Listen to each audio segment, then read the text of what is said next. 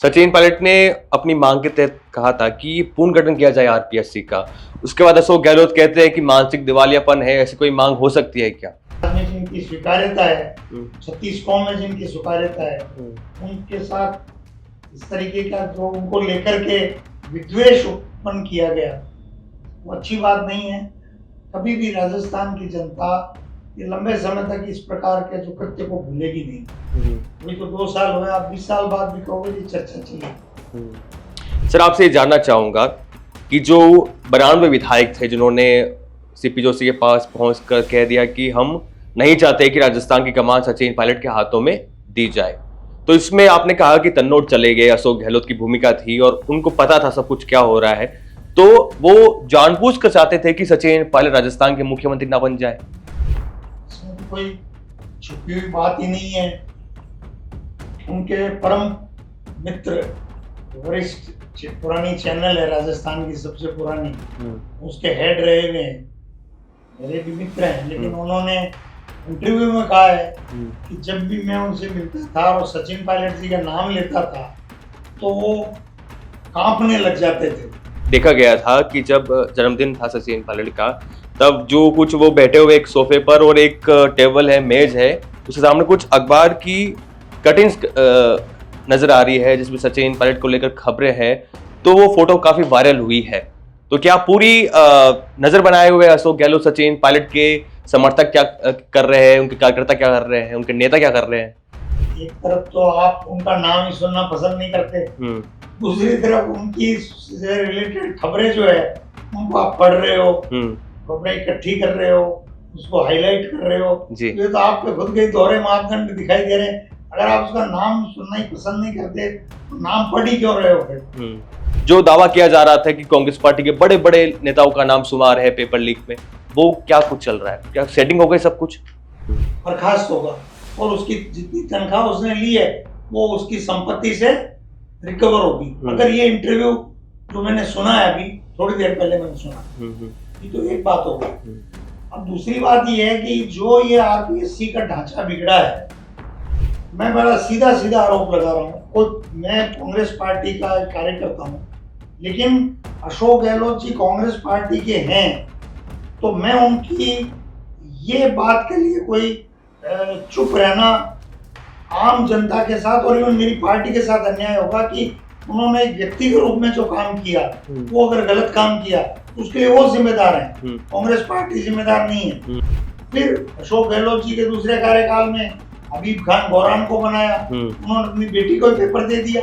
किरोड़ी लाल मीणा का सर कैसे देखते हो? अभी भी वो उनका जो लेटर आता है तो उसमें लिखा होता है आपदा प्रबंधन मंत्री।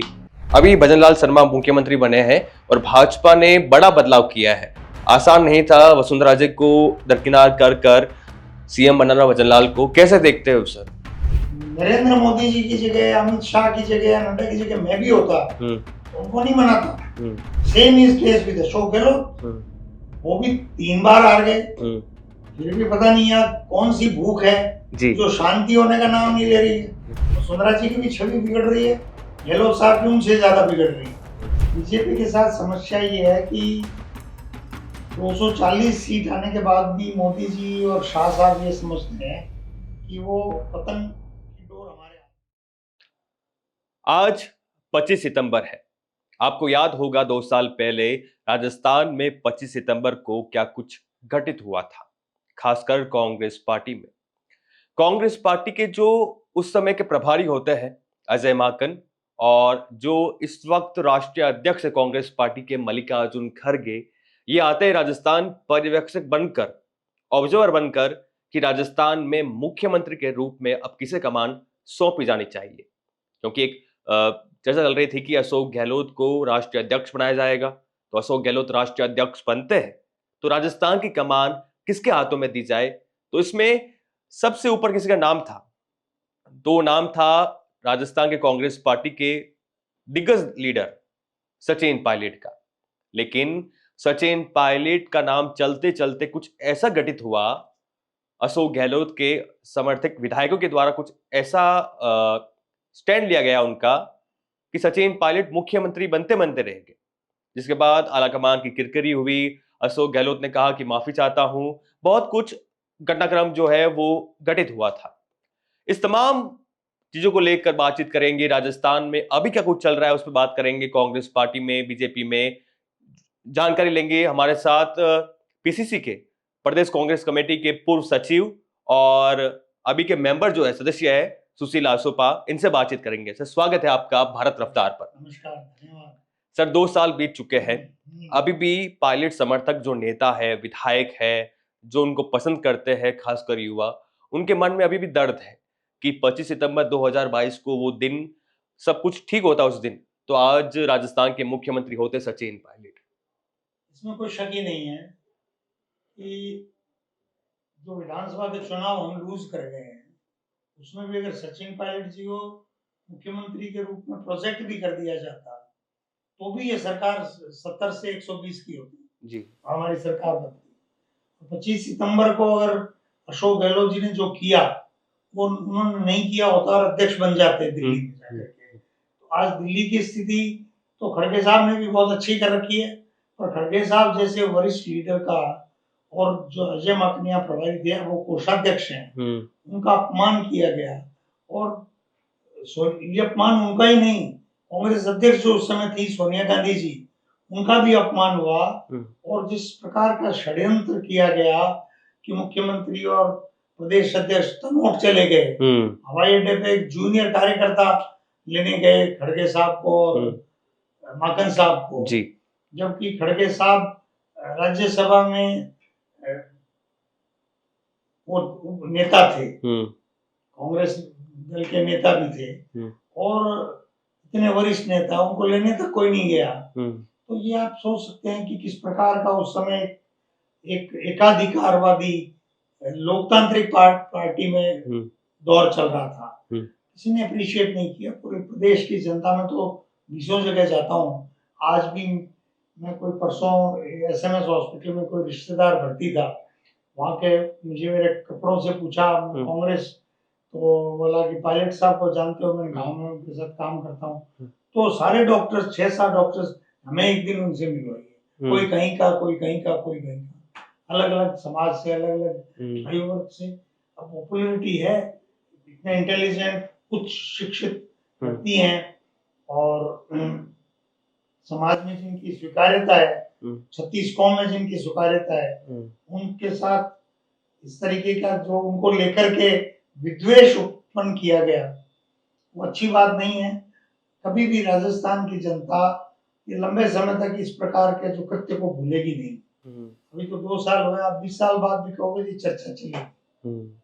सर, आपसे जानना चाहूंगा कि जो 92 विधायक थे जिन्होंने सीपी जोशी के पास पहुंचकर कह दिया कि हम नहीं चाहते कि राजस्थान की कमान सचिन पायलट के हाथों में दी जाए, तो इसमें आपने कहा कि तन्नोट चले गए, अशोक गहलोत की भूमिका थी और उनको पता था सब कुछ क्या हो रहा है, तो वो जानबूझकर चाहते थे कि सचिन पायलट राजस्थान के मुख्यमंत्री ना बन जाए।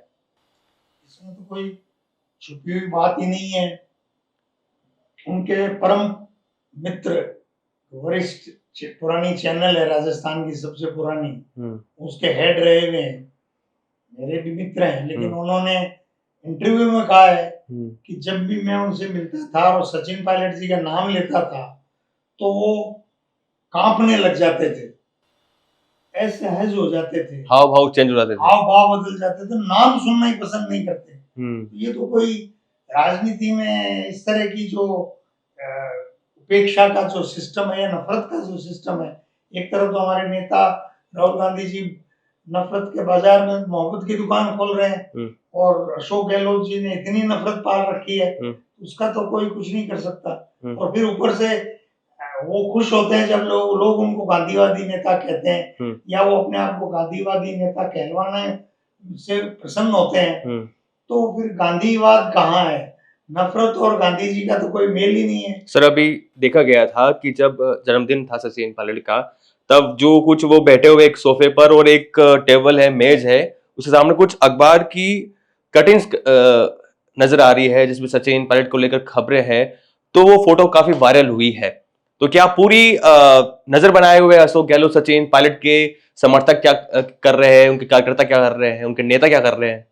एक तरफ तो आप उनका नाम ही सुनना पसंद नहीं करते, दूसरी तरफ उनकी से रिलेटेड खबरें जो है उनको आप पढ़ रहे हो, खबरें इकट्ठी कर रहे हो, उसको हाईलाइट कर रहे हो, जी ये तो आपके खुद के दोहरे मापदंड दिखाई दे रहे हैं। अगर आप उसका नाम सुनना ही पसंद नहीं करते तो नाम पढ़ ही क्यों रहे हो फिर?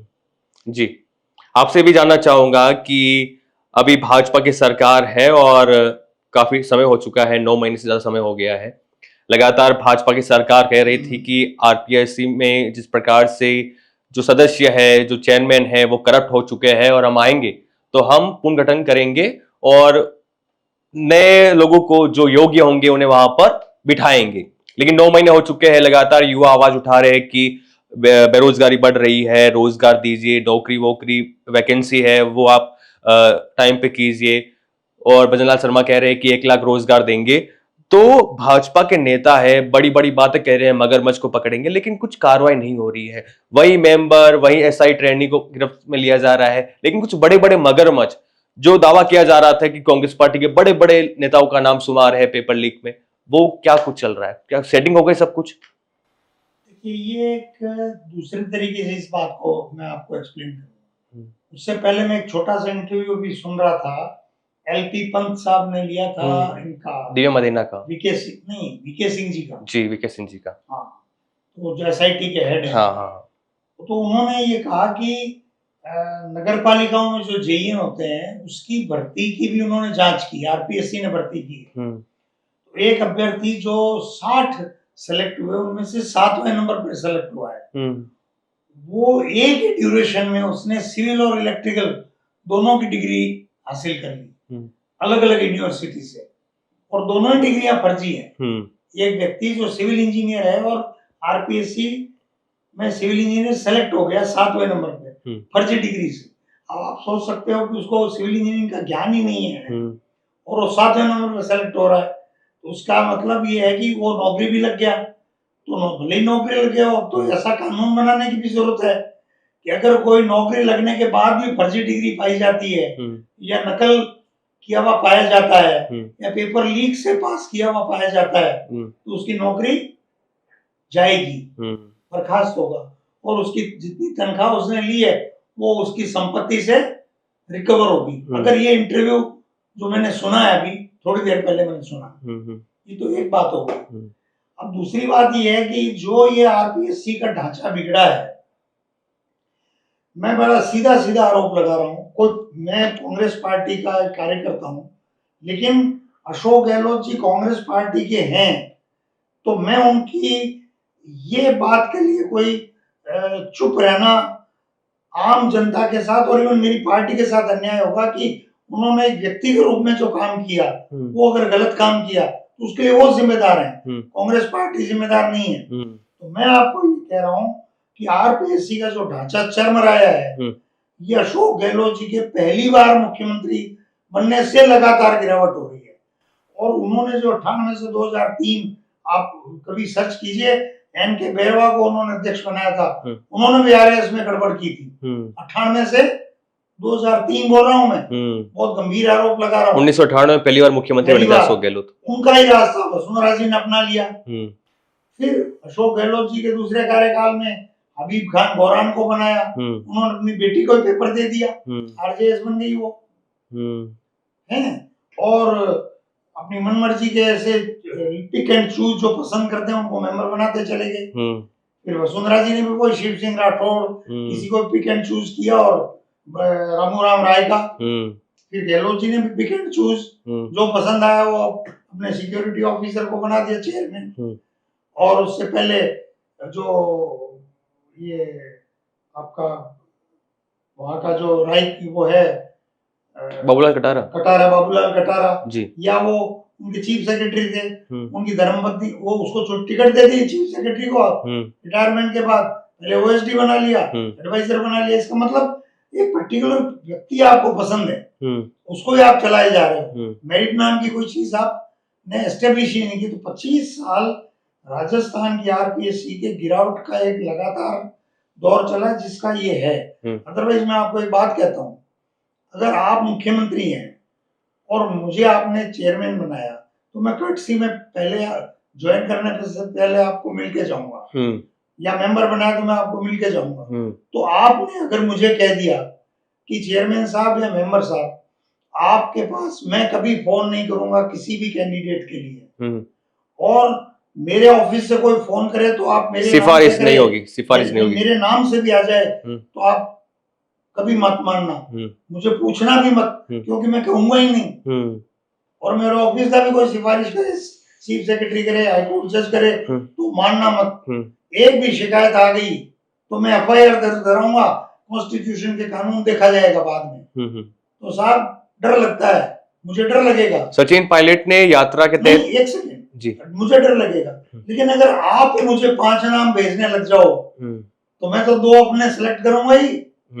ये बाबूलाल रायका ने, बाबूलाल कटारा और रायका ने किया है, चीफ मिनिस्टर्स के यहाँ से आए होंगे जी, तो बहती गंगा में 2 अपने भी कर लिए। अदरवाइज अगर ऊपर से दबाव नहीं हो तो मेरी हिम्मत हो जाएगा कि मैं किसी को सिलेक्ट कर लूं। सचिन पायलट ने अपनी मांग के तहत कहा था कि पुनर्गठन किया जाए आरपीएससी का। उसके बाद अशोक गहलोत कहते हैं कि मानसिक दिवालियापन है, ऐसी कोई मांग हो सकती है क्या, क्योंकि राष्ट्रपति तक जाना पड़ता है। तो फिर सचिन पायलट ने फिर कहा, शब्दों के माध्यम से कहा, और संयमित भाषा का प्रयोग करते हैं सचिन पायलट, इसमें कोई दो राय नहीं है। सचिन पायलट ने कहा कि आप वो करोगे कि ऐसा हो जाएगा, वो नहीं हो सकता, आपकी इच्छा शक्ति होनी चाहिए, कुछ भी हो सकता है। तो सर ये इच्छा शक्ति जो है वो क्या थी नहीं कांग्रेस पार्टी के नेताओं में या अभी भाजपा के नेताओं में? वो जोगाराम जी पटेल भी उसी भाषा में बात कर रहे हैं। अभी उन्होंने बयान दिया था कुछ समय पहले जी। मैं जोगाराम जी को भी कहना चाहता हूँ और पूर्व मुख्यमंत्री को तो कहने से कोई फायदा नहीं जी। सचिन पायलट जी सही कह रहे हैं, इच्छा शक्ति होनी चाहिए। सरकार अपॉइंट करती है, इस्तीफा चाहे वो बर्खास्त, चाहे राष्ट्रपति को पावर है कॉन्स्टिट्यूशन की, वो तो एक अलग विषय है कि कॉन्स्टिट्यूशन में भी मेरा निजी विचार है कि बदलाव होना चाहिए जी, ताकि डर रहे।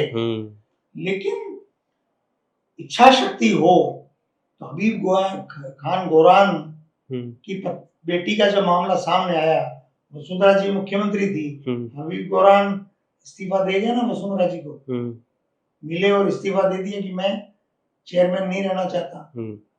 वो एक पूजा खेड़कर का किस्सा हुआ, खेड़कर है क्या है, पूजा खेड़कर आईएएस सेलेक्ट हुई जी, उसका दिव्यांग का सर्टिफिकेट गलत था और वो यूपीएससी में आईएएस बन गई।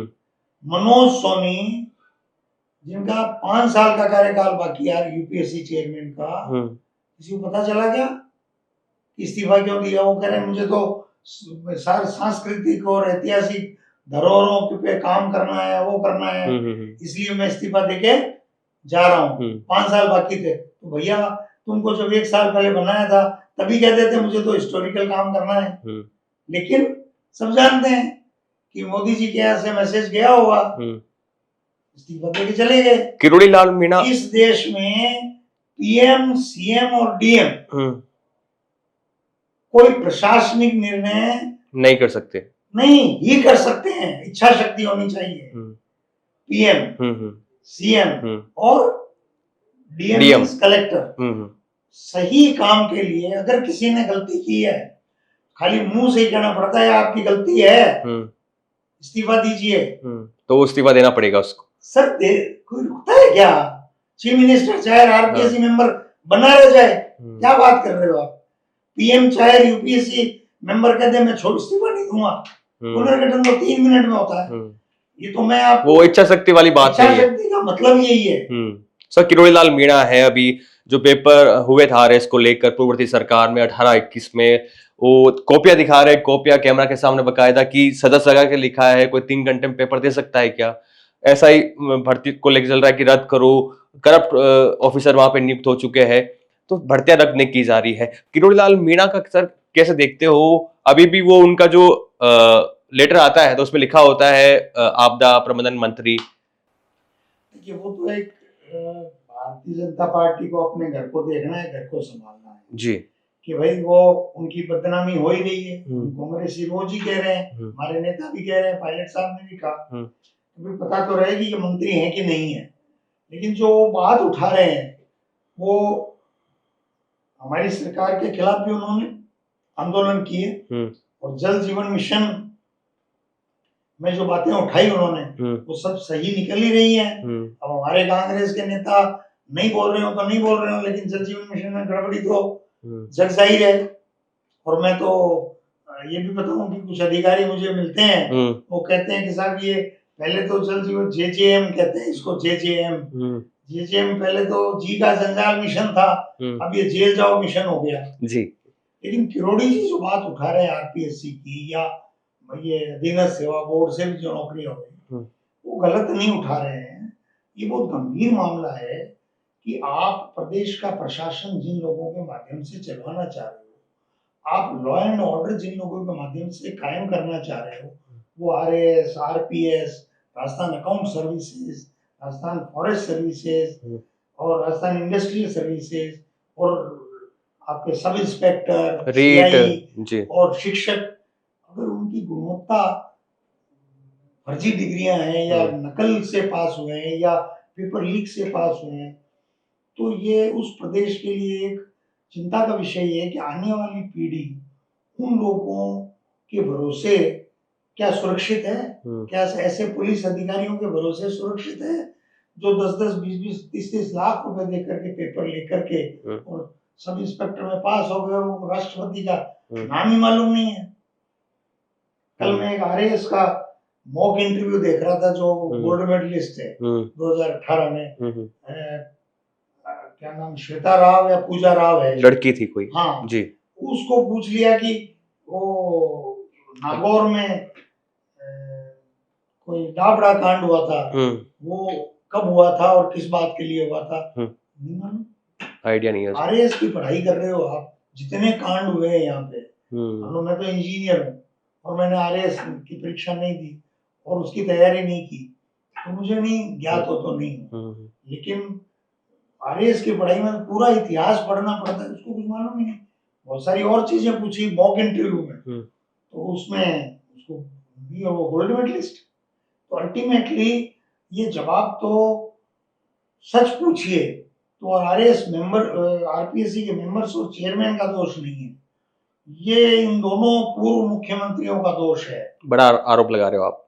100% चीफ मिनिस्टर चाहे तो आरपीएससी की तरफ कोई चिटकी उंगली भी नहीं उठा सकता, समझा जी। इतनी गोपनीयता रहती है और आज के जमाने में आपको उनके एक एक पल की ट्रैकिंग होनी चाहिए, वो कहाँ है, उनकी गाड़ी पे आपका जीपीएस होना चाहिए, कहाँ जा रहे, किससे मिल रहे हैं, उनके मोबाइल कौन कौन क्या क्या, उनकी लोकेशन पे कितने मोबाइल फंक्शन कर रहे हैं।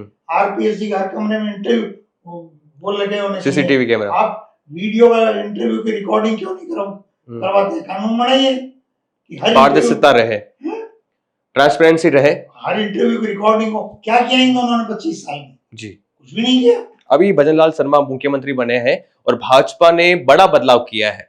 आसान नहीं था वसुंधरा राजे को दरकिनार कर सीएम बनाना भजनलाल को, कैसे देखते हो सर? देखिए, मैं बड़ा स्पष्ट विचार रखता हूँ इस बारे में कि वसुंधरा राजे बेवजह अपनी सत्ता की भूख को दिखा रही है। उनको केंद्र में मंत्री बनाए तो मंत्री बन जाना चाहिए, राज्यपाल बनाए तो राज्यपाल बन जाना चाहिए, नहीं तो विश्राम करना चाहिए। खबर आ रही है कि वो मना कर रही है हर बार। वो 2 बार मुख्यमंत्री रह ली जी, दोनों बार हार गई, 2 बार मुख्यमंत्री रही, विधानसभा चुनाव दोनों बार हार गई जी। तो नरेंद्र मोदी जी की जगह, अमित शाह की जगह, नड्डा की जगह मैं भी होता तो उनको नहीं मनाता। Same is case with Ashok Gehlot, वो भी 3 बार हार गए, फिर भी पता नहीं यार कौन सी भूख है जो शांति होने का नाम नहीं ले रही है। तो उनकी चॉइस है, छवि उनकी बिगड़ती है, वसुंधरा जी की भी छवि बिगड़ रही है, गहलोत साहब की उनसे ज्यादा बिगड़ रही है। 3-3 बार मुख्यमंत्री रहने के बाद आप अपनी पार्टी में पीढ़ी परिवर्तन करने की, पार्टी की प्रक्रिया के बीच में बाधा बन रहे हो तो पार्टी भी आपसे नाराज होगी, नोट कर लीजिएगा, और जनता तो नाराज है ही। अब तो जनता हर जगह कांग्रेस में सचिन पायलट का इंतजार कर रही है।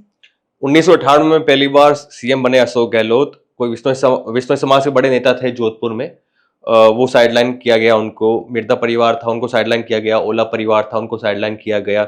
नवल किशोर शर्मा थे, उनको दरकिनार किया गया।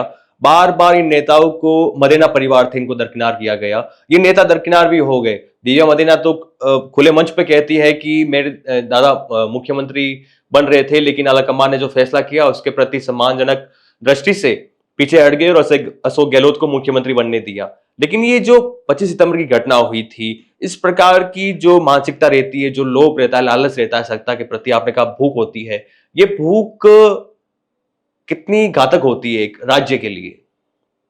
देखिए, अगर आप अपना आत्मावलोकन नहीं करते हैं, जी। मतलब आप अपनी छाया बना के, यहाँ आप बैठे हो और यहाँ आपकी छाया बैठी है, जी।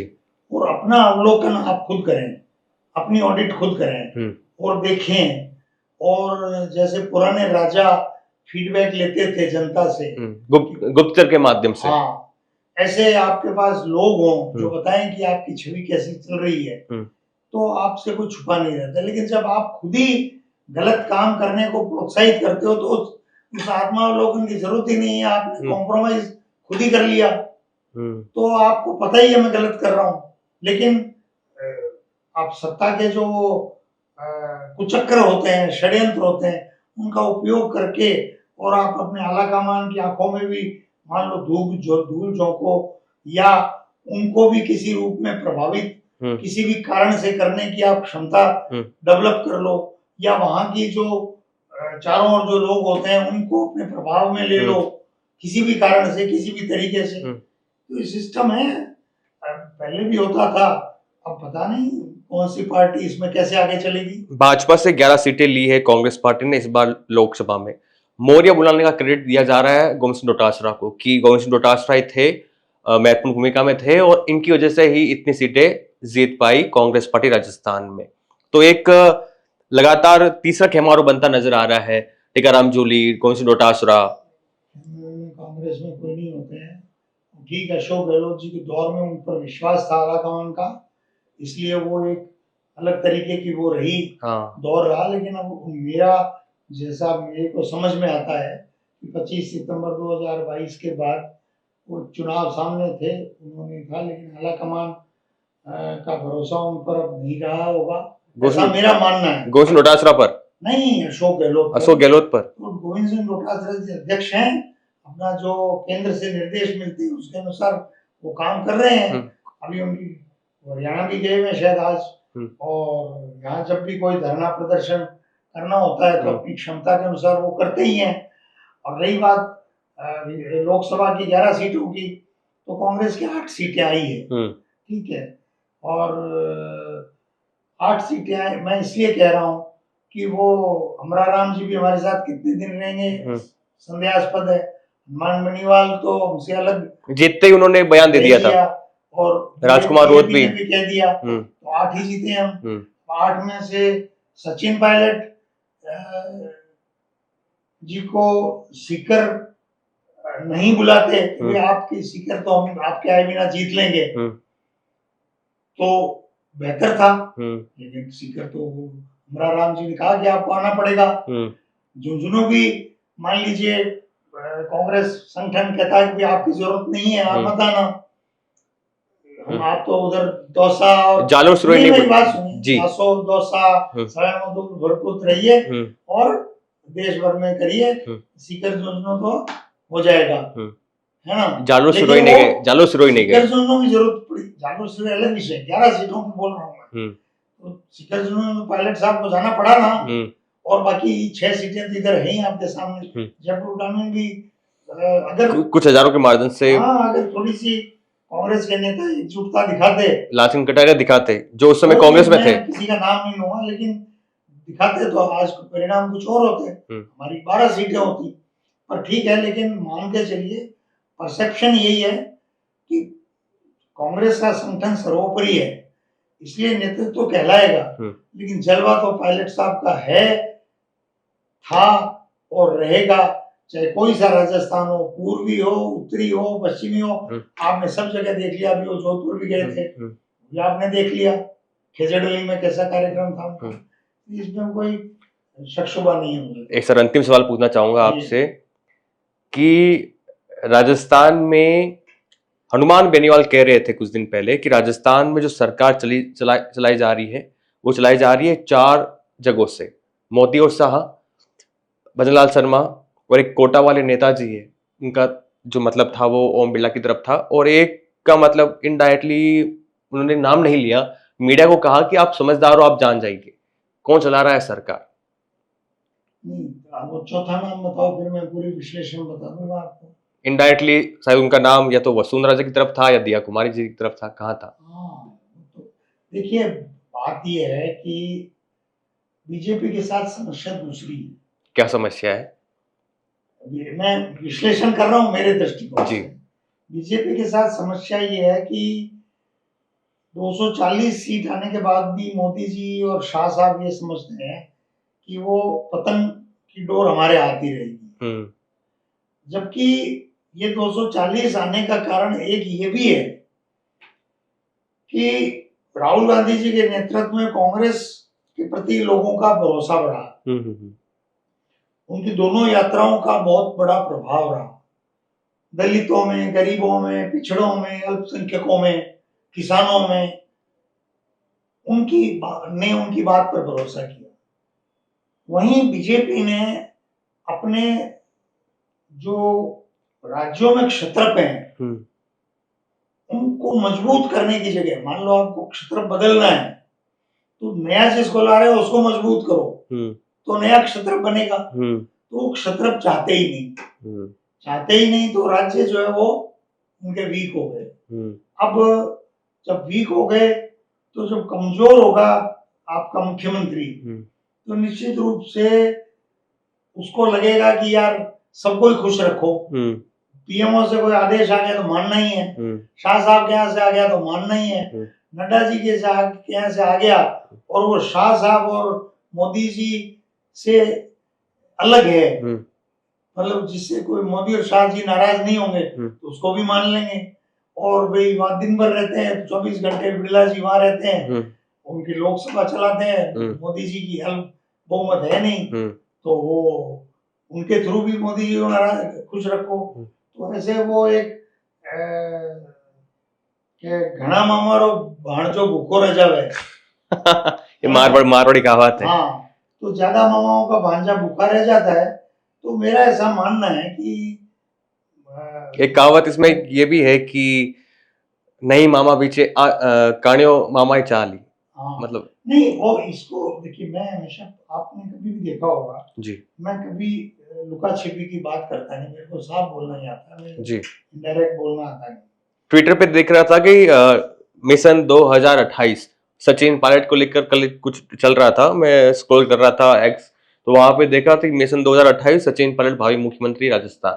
ये तो सभी के लिए चल रहा है, कोई किसी के लिए चल रहा है, XYZ में किसी का। अब की बार कांग्रेस सरकार रिपीट होती है तो क्या मुख्यमंत्री के तौर पर सचिन पायलट ही उपयुक्त रहेंगे?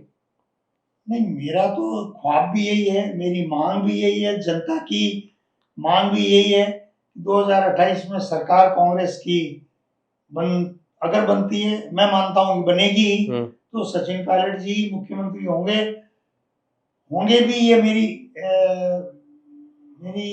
विश्लेषण भी यही कहता है, क्योंकि 25 सितंबर 2022 को ही जब मुख्यमंत्री उनको बनाने के लिए कांग्रेस नेतृत्व की इच्छा थी, तो वो इच्छा तो वो समझते थे को मेरिट के आधार पे ही थी। एक young, attractive, well spoken, well read, highly educated, popular, very popular in Rajasthan. तो फिर ऐसे व्यक्ति को अगर नहीं बनाएंगे तो अगले बहुत साल की राजस्थान की राजनीति में ठहराव आएगा, कांग्रेस और मजबूत होगी। मुझे तो ये लगता है, मेरा जो दूरंदाज में देख पा रहा हूँ, मेरा ऐसा ही मानना है। तो ये हमारे साथ थे सुशील आसोपा जी, हमारे साथ बातचीत करने के लिए बहुत बहुत धन्यवाद। और इनकी तो एक ही मांग है और एक ही सपना है कि राजस्थान की कुर्सी पर बैठे युवा हृदय सम्राट, इनके अनुसार सचिन पायलट, और राजस्थान की कांग्रेस पार्टी यहाँ पर और ज्यादा विस्तार करेगी, ठहराव आएगा पार्टी में और मजबूत होगी। तो बातचीत करने के लिए धन्यवाद। बने रहिए भारत अवतार के साथ, और ये बातचीत कैसी लगी आपको हमें कमेंट के माध्यम से जरूर बताएं। राम राम साहब।